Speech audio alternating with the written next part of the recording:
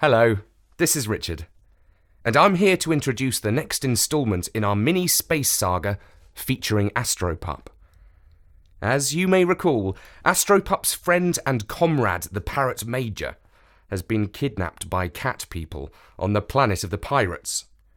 This has left our canine hero in somewhat of a quandary. We dogs have our virtues. We know how to love. We are loyal to the end. We will lay down our lives for our masters.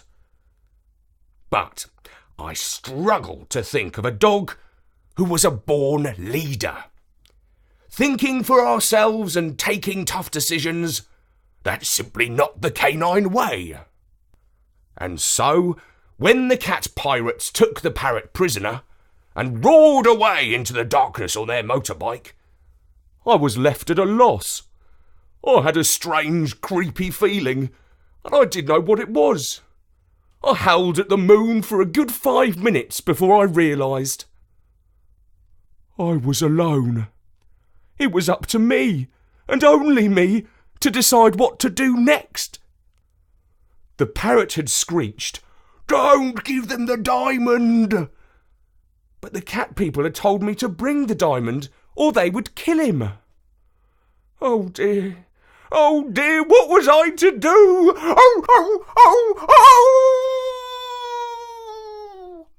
Back in my room, I curled up in my basket, but sleep did not bring me any peace. I was grunting and snarling at cat people in my dreams. Then I heard the parrot cry out, "Get up, you lazy pooch!" And I jumped up to my 4 feet, wagging my tail with joy. But the parrot's perch was empty. It had been another dream. How I missed that bossy little bird. Then I knew that I could not let the cat people take him. What did I care for money anyway? They could have the diamond. By mid-morning, I was back at the Bank of Pirates. I had no appointment and had to stand in a queue in the branch. When I got to the front, I said, The human woman behind the till looked bemused. "I'm afraid I don't understand dog language." I said and began to cry. The monkey behind me patted my head and made a kind offer. Allow me to translate." "Oh, thank you," I said. "I want to withdraw a diamond, please. Here are the papers." The tiller looked at the documents and tapped on her computer. She studied the screen thoughtfully. "Are you the parrot Major?" she asked. "No, I'm Bonzo Astropup." "This account clearly belongs to a bird.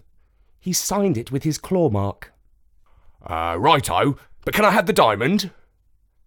"No," she said, shaking her head. "Well, can I see a man called Joe? He knows that it's half mine." "Joe is away," said the woman. "He's on an interplanetary business trip. Shall I put a meeting in his diary? I see he has a free slot at the end of next year." "Oh," I said, "it will be too late by then." I left the bank with my tail between my legs and slunk back to the hotel. This was the pits. But just as you think things can't get any worse, generally, they do. Around my collar, I wore a little tag that automatically unlocked the flap to our room when I stood near it. I pushed my nose against the flap like I always did, but it didn't flip like it was supposed to. I went downstairs to ask for help. The kangaroo at the reception desk said I had to pay up for another night. But how could I pay? The parrot had deposited all our dog biscuits at the bank. And so now I had no money, no food, and nowhere to stay. I was alone and destitute on the planet of the pirates. I went out onto the boulevard. It was a wide street, lined by palm trees. People and strange space creatures wandered up and down, some stopping to gaze through shop windows. Boutiques sold diamond-studded collars. The restaurants offered fancy menus. It was a place for fat cats and pampered pooches. But for a down-and-out dog, quite frankly, it was the biggest dump in the universe. I wondered all day until the pads of my feet were sore and my empty stomach was growling for food. My head hung as low as the sunset. Where could I go? I turned down a side street and found a rubbish bin. A mouse was nibbling at a mouldy bit of cheese. I growled and he ran off. But I couldn't eat the cheese because its smell was too puke-inducing. Next, I lay down in a doorway, defeated, cast out, alone, and several million light years away from my dear Jenny. So this was to be the end. I would die of hunger on this cold step. It was then that a catty voice said, "Hey dog, can you shove off my step?" I opened one eye, and I saw a cat. Not a cat person, but a scraggy black and white alley cat. Grrr! I showed him the yellow of my teeth. "Steady on," he said, backing off. "Don't you know there's a truce on this island?" "Yes," said I, and the last time I pointed that out, a cat said it didn't count because he was a pirate. "Well, I'm no pirate," said the cat.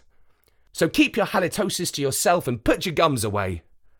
Oh, I should have had him right there for my dinner, but there's no fun in chasing a cat who doesn't run. This cheeky feline stood his ground and didn't so much as arch his back or put out a claw. I stopped growling. What was the point? "That's better," said he. "Where are you from, anyway? You don't look like a stray." "I'm from Earth, and my friend the parrot has been kidnapped by the cat people." "Kidnapped, you say? Why would anyone kidnap a parrot?" Since I had nothing better to do, I told him the story of the sharks, the space wreck, the diamond, the bank, and the ambush the previous night. "Quite a tale," said the cat, licking his paw. "Seems like you've been double, if not triple-crossed. The cat people must be working with a bank of pirates.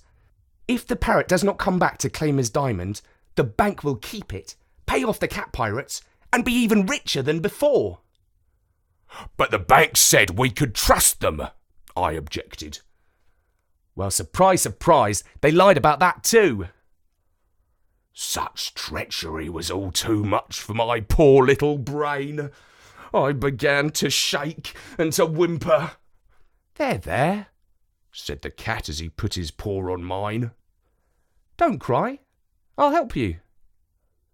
Sympathy? From a cat? This was a new one on me. But it was kind of nice. Oh dear, whatever shall I do?" I asked, still shaking. The cat rubbed himself against me, as cats do with humans. Normally, that would have given me the cat creeps. But it was almost comforting. "You still haven't told me your name," he said. "Oh, I'm Astropup. Who are you?" "They call me the Good Cat."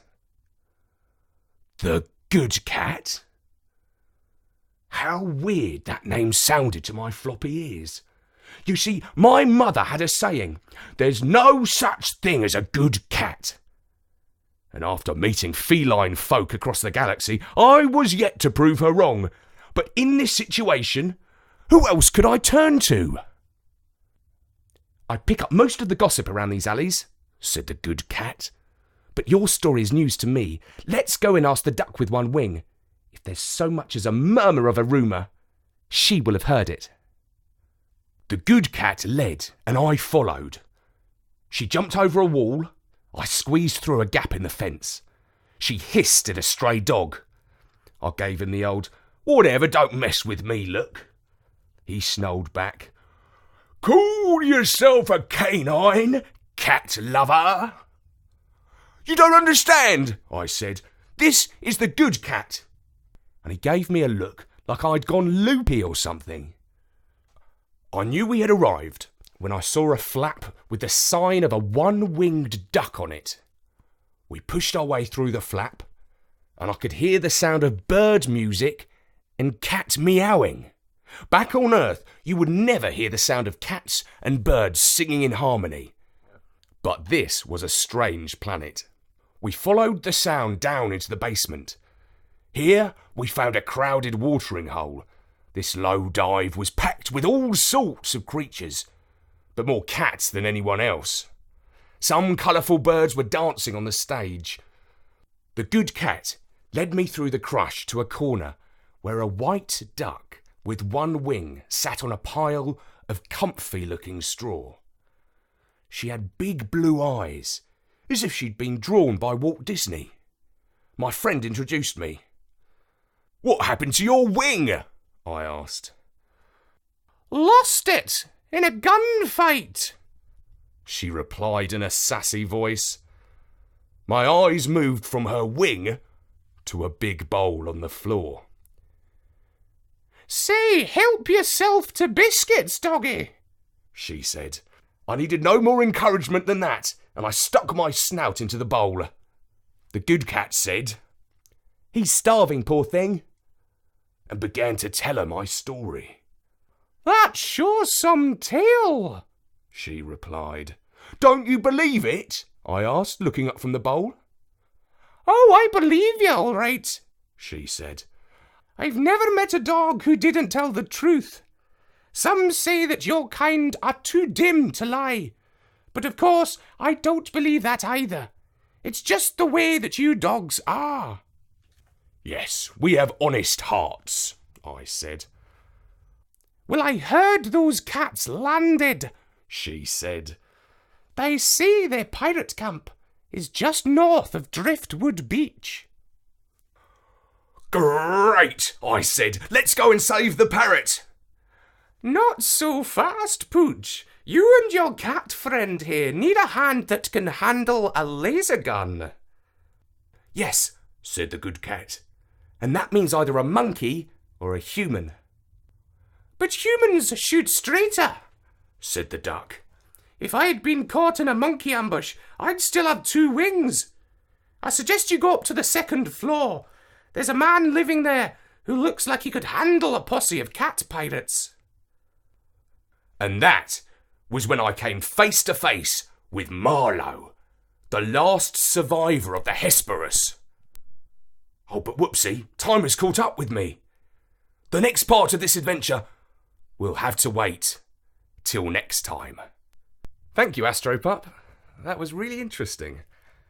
I've always been a bit worried about letting astropup know that I myself have a lovely pet cat who lives in my flat with me. I'm really relieved to hear that astropup now agrees with me that cats can be good. Stand by for the rest of this exciting space saga on storynori.com. For now, from me, Richard, goodbye.